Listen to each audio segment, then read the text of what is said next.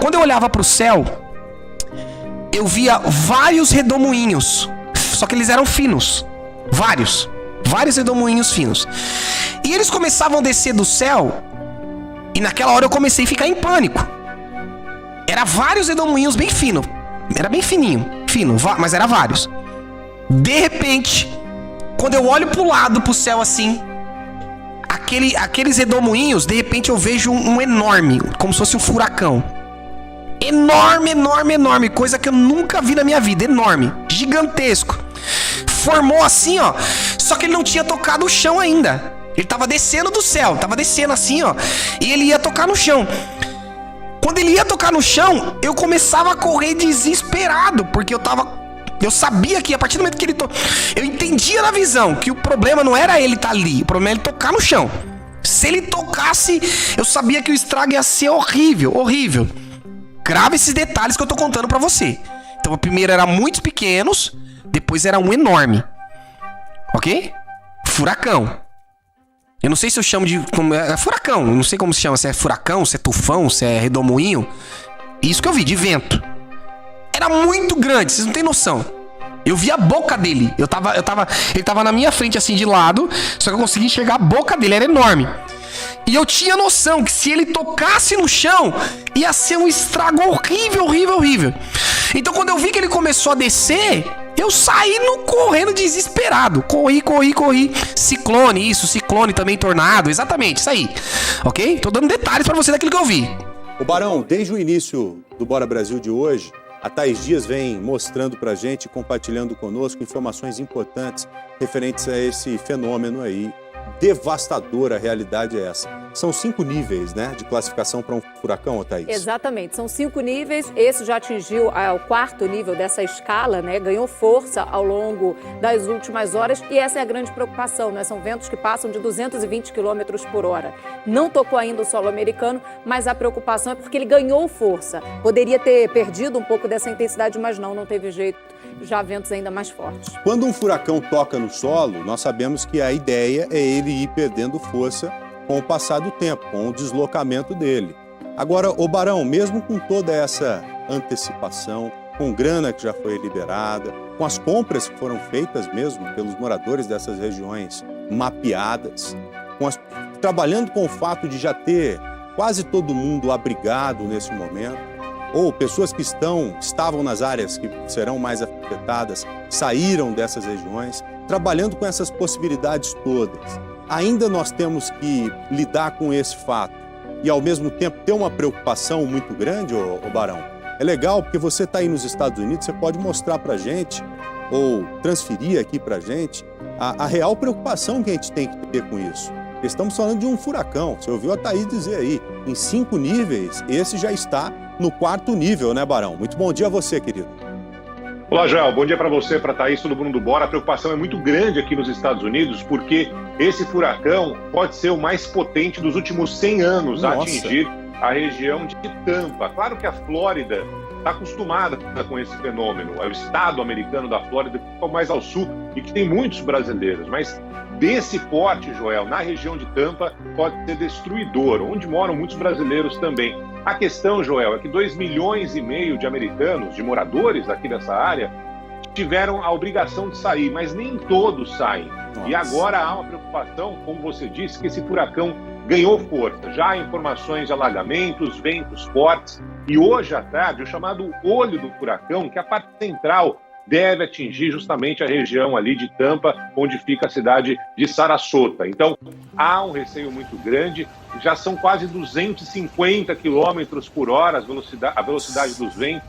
Então ele está muito perto de ser um furacão de categoria 5, que é o mais devastador. Então há uma preocupação muito grande. Agora há pouco o governador da Flórida deu uma declaração pedindo para as pessoas ficarem em abrigos, porque a destruição desse furacão pode ser muito grande. Os aeroportos de Orlando, também de Tampa, estão fechados. Todos os parques de Orlando fechados hoje, Disney, Universal, algo que não acontece sempre por aqui.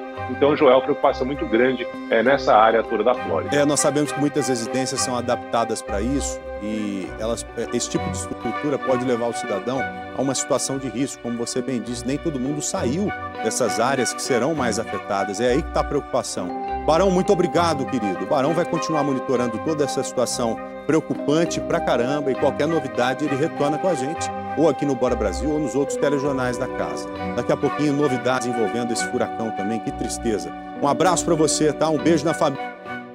Em seguida dessa besta, eu vi uma outra besta que vinha, que era semelhante a um peixe-boi, mas quando eu vi ela vinha surgindo em meio a uma tempestade, né? Eu tava em mão de muito vento, era muito vento para tudo que é lado. Eu via essa besta surgindo e de repente ela ia descendo, e eu via no mapa, Sandro, isso. Eu via que descia da Flórida, por isso que eu até perguntei para você, que era dos Estados Unidos, vinha descendo para baixo, passando pela América Central, e depois da América Central chegava no Brasil, né, nas Guianas, chegava ali no Suriname, depois chegava no Brasil. E eu via isso surgindo, eu até contei isso pra você na outra live que a gente fez, não sei se você lembra. Não é? Sim. Por que eu tô dizendo isso, Sandro? Deus nos levantou com o ministério profético, Deus tá mostrando coisa global pra gente. Então tudo que nós vemos aqui proclamar, a gente não tá brincando, eu tô brincando de ser profetinha não, da internet não. Você vê que eu não fico profetizando qualquer coisa à toa, não. Tudo que Deus nos mostrar que for sério, eu vou trazer pra vocês.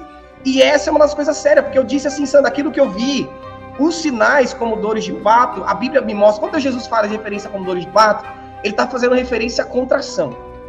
As dores de parto, ela vem como contrações.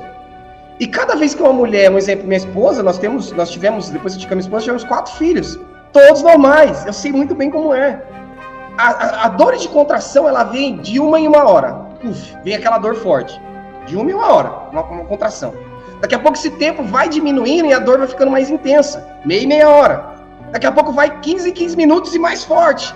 Daqui a pouco 10 em 10 minutos mais forte. Daqui a pouco 5 minutos, chegou a hora da criança nascer, não tem mais o que fazer.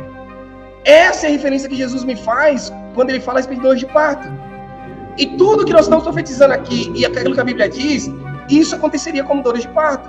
Ou seja, coisas que sempre aconteceram, elas iam acontecendo de uma forma mais intensa e batendo recordes. Erupções em recordes, ventanias em recordes, tsunamis em recordes, furacões em recordes, como nunca houve. É isso que Jesus me cita. Nessas contrações, essas coisas iam ficando mais intensas. E é o que eu vi através dessa visão que eu te falei. Então, quando eu disse para você, Sandro, que estaria um vento aí nos Estados Unidos, eu não estou dizendo de algo normal. Eu estou dizendo de que todo mundo ia ver e iam dizer, isso não é normal, o que está acontecendo, é isso que Deus está falando. Entendeu? E é isso é essa chave que vocês têm que ligar do cenário profético que Deus está nos apontando esses dias. Entendeu? Então, eu afirmo para você que aquilo que eu vi é real e é o que eu estou dizendo. Vai começar a sair nos noticiários dizendo, isso está acontecendo aqui de uma forma como nunca aconteceu antes. O Centro Nacional de Furacões dos Estados Unidos confirmou nesta quarta-feira que o furacão Ian ganhou força e atingiu a categoria 4 em uma escala de 5. O fenômeno segue rumo à Flórida e as previsões apontam para ventos devastadores. A tempestade deixou 2 mortos e milhões de pessoas sem energia elétrica ao passar por Cuba. O governador da Flórida, Ron DeSantis, declarou estado de emergência em dezenas de condados. Vai ter um grande impacto em termos de vento, chuva e inundações. Por isso, esses 2 dias vão ser muito pesados. De acordo com os serviços de emergência, uma ordem de retirada foi emitida para 1 de condados costeiros da Flórida, com uma recomendação de saída voluntária para várias outras cidades. Os dados mais recentes da aeronave Hurricane Hunter, da Força Aérea Americana, dizem que os ventos máximos sustentados aumentaram para 220 km por hora. Uma tempestade dessa magnitude produzirá inundações catastróficas e tempestades mortais na costa do Golfo da Flórida. A previsão é que a tempestade chegue nesta quarta-feira e avance pela Flórida antes de retornar ao mar na quinta-feira. O Pentágono mobilizou 3.200 guardas nacionais e outros 1.800 soldados estão a caminho da Flórida. Autoridades de vários municípios distribuíram sacos de areia para ajudar os moradores a proteger suas casas.